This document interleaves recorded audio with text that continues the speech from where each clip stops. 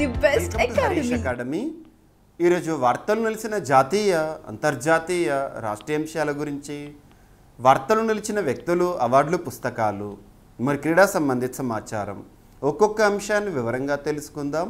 ఈరోజు first topic వచ్చేసి ఇటీవల సైన్స్ అండ్ టెక్నాలజీలో భాగంగా ఇన్నోవేషన్స్కి సంబంధించి మన శాస్త్రవేత్తలు పూర్తి స్వదేశీ పరిజ్ఞానంతో తయారు చేస్తున్న పరిశోధనల గురించి ప్రత్యేకంగా డిస్కస్ చేస్తున్నాము. వార్తలు నిలుస్తున్న అంశాలపైన ప్రత్యేక శ్రద్ధను చూపండి.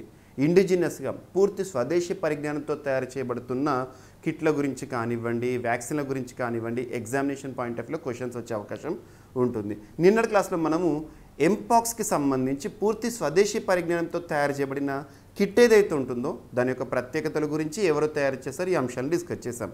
ఈరోజు కేవలం 35 రూపాయలకే టీబీని డయాగ్నోసిస్ చేసే లేదా టీబీని పరీక్షించే ఒక కిట్ అనేది వార్తల్లోకి వచ్చింది. దీన్ని ఎవరు తయారు చేశారో, దీని యొక్క ప్రత్యేకత ఏంటి, ఈ 2 పాయింట్స్ని ఫోకస్ చేస్తే సరిపోతుంది. సో ఇక్కడ అబ్జర్వ్ చేస్తే కేవలం 35 రూపాయలకే టీబీ పరీక్ష, ట్యూబర్క్యులోసిస్ టెస్ట్ కిట్ అనేది వార్తల్లోకి వచ్చింది. ఎవరు తయారు చేశారో, సో కొత్త పరీక్ష విధానం అభివృద్ధి చేయడం జరిగింది. 2.5 గంటల్లోనే ఫలితం కూడా వస్తుందట, టీబీ ఉందా లేదా అని చెప్పేసి దాన్ని డయాగ్నోసిస్ చేస్తుంది. సో ఇక్కడ అబ్జర్వ్ చేస్తే Indian council of medical research ఆధ్వర్యంలోని రీజనల్ మెడికల్ రీసెర్చ్ సెంటర్ వారు, రీజనల్ మెడికల్ రీసెర్చ్ సెంటర్ ఇది ఎక్కడ ఉంది అంటే అస్సాంలోని దిబ్రూగర్లో. సో అస్సాంలోని దిబ్రూగర్లో ఉన్న ఆర్ఎంఆర్సి శాస్త్రవేత్తలు చేసిన పరిశోధన. సో ఇక్కడ చూడండి, క్షయవ్యాధి పరీక్షకు అస్సాంలోని దిబ్రూగర్లో ఉన్న ఐసీఎంఆర్ అంటే Indian council of medical research వారికి సంబంధించిన ప్రాంతీయ వైద్య పరిశోధన బృందం అంటే రీజనల్ మెడికల్ రీసెర్చ్ సెంటర్ వారు ఈ కొత్త విధానాన్ని అభివృద్ధి చేయడం జరిగింది. దీని ద్వారా కేవలం 35 రూపాయల ఖర్చుతోనే టీబీని పరీక్ష చేయొచ్చు అంట. గుర్తుపెట్టుకోండి, ఇందులో రోగుల యొక్క కఫం ఉంటుంది కదా, ఆ కఫంని ఆధారంగా చేసుకొని స్మియర్ని తయారు చేసేసి దీనిలో డయాగ్నోసిస్ చేయడం జరుగుతుంది. గుర్తుపెట్టుకోండి, ఓకేనా. 2.5 గంటల్లో దాదాపు 1500 నమూనా పరీక్షలను ఏకకాలంలో చేయవచ్చని Indian council of medical research వారు వారి వర్గాలు తెలపడం జరిగింది. గుర్తుంచుకోండి. సో ఇటువంటి అంశాలు వార్తల్లోకి వస్తే వాటిపైన ప్రత్యేక శ్రద్ధను చూపండి. ఎగ్జామినేషన్ పాయింట్ ఆఫ్ వ్యూలో, science and technology point of వ్యూలో వీటి గురించి క్వశ్చన్స్ రావచ్చు. అండ్ ఇంకోటి ఏంటంటే ఇటీవల కాలంలో వార్తలు నిలుస్తున్న వ్యాధుల గురించి కానివ్వండి, వాటి కారకాల గురించి కానీ, వాటికి అడ్డుకట్ట వేయడానికి వస్తున్న వ్యాక్సిన్స్ కానీ, లేదా వ్యాధి బారిన పడ్డ వారి కోసం తయారు చేయబడిన మెడిసిన్స్ గురించి కానివ్వండి, ఇటువంటివి ఎక్కువగా ఫోకస్ చేయండి. నెక్స్ట్ వచ్చేసి సో ఈగల అంతరిక్షయానం మనందరికీ తెలుసు. నెక్స్ట్ ఇయర్ 2025 ఇయర్లో భారత్ ప్రతిష్టాత్మకంగా చేయబోతున్న గగన్యాన్, సో మానవ సహిత ప్రయోగము, ఇస్రో వారి యొక్క ప్రతిష్టాత్మక project. Indian Space Research Organisation ప్రస్తుతం చైర్పర్సన్గా ఎవరు విధులు నిర్వర్తిస్తున్నారు? ఎస్ సోమనాథ్ గారు. అండ్ మనం లాస్ట్ ఫిబ్రవరి సబ్జెక్ట్ కండిషన్ ఈ ఇయర్లో స్టార్టింగ్లో ఈ గగన్యాన్ మిషన్లో భాగంగా ఈ స్పేస్ వెళ్ళనున్న వారు ఎవరైతే ఉంటారో వారు ఆస్ట్రోనాట్స్ యొక్క పేర్లను కూడా భారత ప్రధాని గారు పరిచయం చేశారు. ఆ పేర్లను కూడా డిక్లేర్ చేశారు. ఏంటి ఆ పేర్లు? ప్రశాంత్ నాయర్ గారు, అండ్ అంగడ్ ప్రతాప్ గారు, అండ్ అజిత్ కృష్ణన్ గారు, నెక్స్ట్ శుభాన్షు శుక్లా గారు. ఈ నలుగురు కూడా గగన్యాన్ యాత్రకు సంబంధించిన ఆస్ట్రోనాట్స్ వెళ్ళనున్నారు.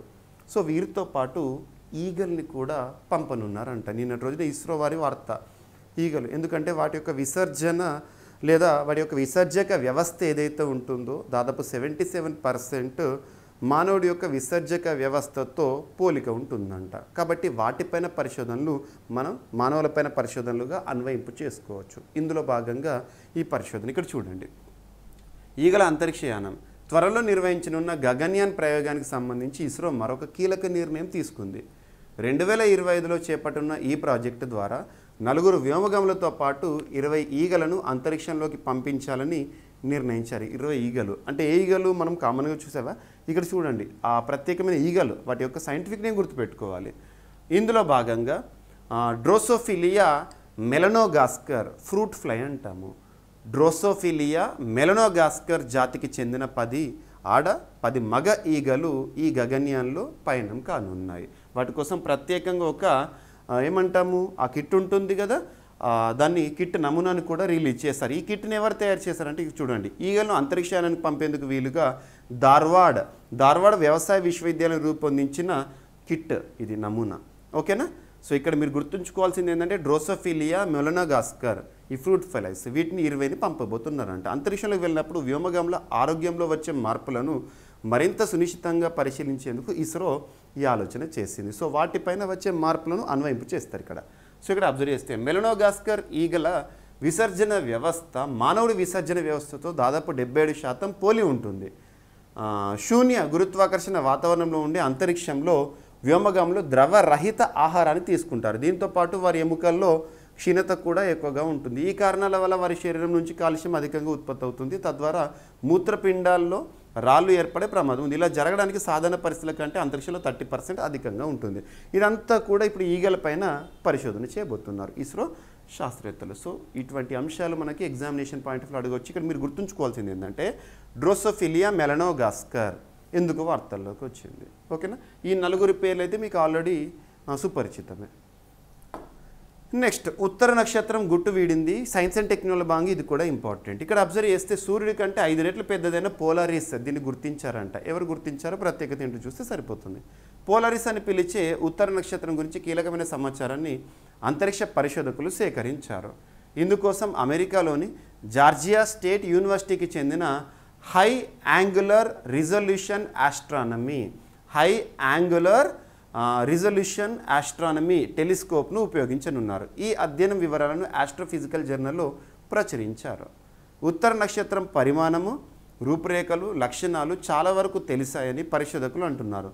పోలారిస్ నక్షత్రం అత్యంత కాంతివంతమైన నక్షత్రం. సముద్రాల్లో నావికుల ప్రయాణాలకు ఇదొక మార్గదర్శిక ఉండబోతోందంట.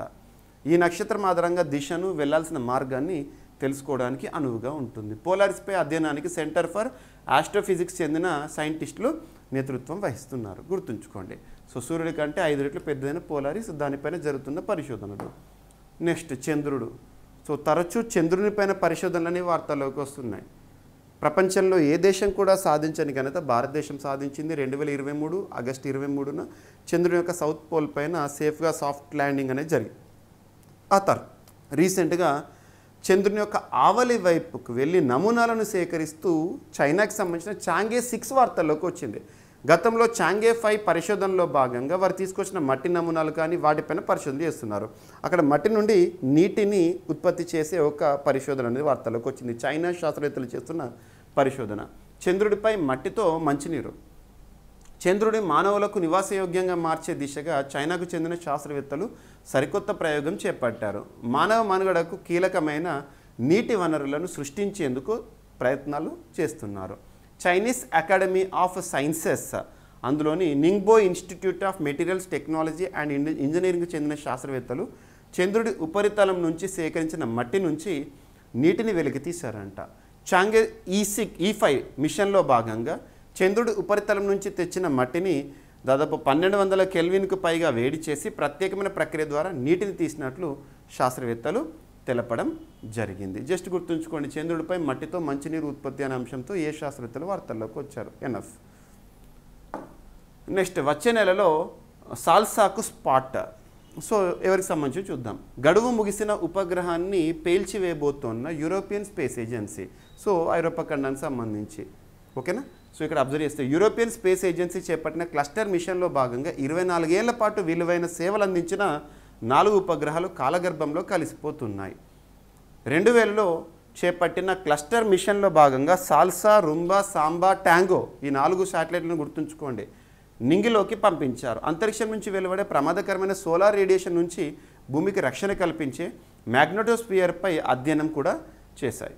సో ఇక్కడ అబ్జర్వ్ చేస్తే క్లస్టర్ మిషన్ ముగియడంతో భూవాతావరణంలోకి రప్పించి సురక్షితంగా పేల్చివేయడానికి యూరోపియన్ స్పేస్ ఏజెన్సీ చర్యలు తీసుకుంటోంది. గుర్తుంచుకోండి. ఈ 4 శాటిలైట్ల పేర్లు కూడా గుర్తుపెట్టుకోండి. అండ్ మన రక్షణ రంగానికి సంబంధించి INS Indian naval. So Indian నావీకి సంబంధించి INS అరిగాత్ అనేది రీసెంట్గా వార్తల్లోకి వచ్చింది. సో ఇక్కడ అబ్జర్వ్ చేస్తే దీని యొక్క ప్రత్యేకతలు ఏంటి, ఎవరు తయారు చేస్తున్నారు, దీన్ని ఆవిష్కరించబోతున్నారు. అతి త్వరలో దీన్ని జాతికి అంకితం చేయబోతున్నారు. సో చూస్తే భారత నౌకాదళం మరొక మైలురాయిని చేరుకోనుంది. సో ఇక్కడ అబ్జర్వ్ చేస్తే పూర్తిగా అణు సామర్థ్యంతో కూడిన దేశీయ తొలి బ్యాలిస్టిక్ క్షిపణి వ్యవస్థ కలిగిన జలాంతర్గామి INS అరిహంత్కు స్ఫూర్తి డిజైన్ అనుభవంతో మరో జలాంతర్గామి INS Arighaat. So Indian naval ship అరిగాత్ని అంటే ఇది సబ్మెరైన్ అంటే వాటర్ లోపల మీరు గాజీ మూవీ చూసుంటారు, టర్పెడో, సబ్మెరీన్ ఇవన్నీ కూడా. సో అలాంటిది ఓకేనా. దీన్ని ఎవరు నిర్మిస్తున్నారంటే భారత నౌకాదళం నిర్మించింది. అరిహంత్ మాదిరిగానే అరిగాత్ నిర్మాణానికి కూడా తూర్పు నౌకాదళం, సో మనకు Eastern Naval Command, Western Naval Command ఉంటుంది కదా, ఈస్టర్న్ నావల్ కమాండ్ వారు దీన్ని తయారు చేయడం జరుగుతుంది. విశాఖపట్నంలోని నావల్ డాక్యార్డ్లోని షిప్ బిల్డింగ్ సెంటర్లో 2011 డిసెంబర్లో దీని యొక్క తయారీ ప్రక్రియ ప్రారంభమైంది, పూర్తయిపోయింది. దీన్ని అతి త్వరలో జాతికి అంకితం చేయబోతున్నారు, గుర్తుపెట్టుకోండి. సో దీని యొక్క ప్రత్యేకతలు: పొడవు 111.6 మీటర్ల పొడవు, వెడల్పు 11 మీటర్లు, లోతు వచ్చేసి 9.5 మీటర్స్, వేగం సముద్ర ఉపరితలంలో గంటకు 12 నుండి 15 నాటికల్ మైళ్ళు, సముద్ర జలాల్లో 24 నాటికల్ మైళ్ళు. ప్రత్యేకతలు ఏంటంటే సోనార్ కమ్యూనికేషన్ వ్యవస్థ, సాగరిక క్షిపణులు, రేడియేషన్ బయటకు పొక్కకుండా భద్రత ఏర్పాట్లు. So INS Arighat. అండ్ వార్తల వ్యక్తులంగా చూస్తే ఇక్కడ డాక్టర్ రఘురామ్ గారు ప్రతిష్టాత్మక ఐఎస్ఎస్ ఫెలోషిప్ని పొందారు. సో ఇక్కడ ప్రత్యేకత ఏంటో చూద్దాము ఇక్కడ.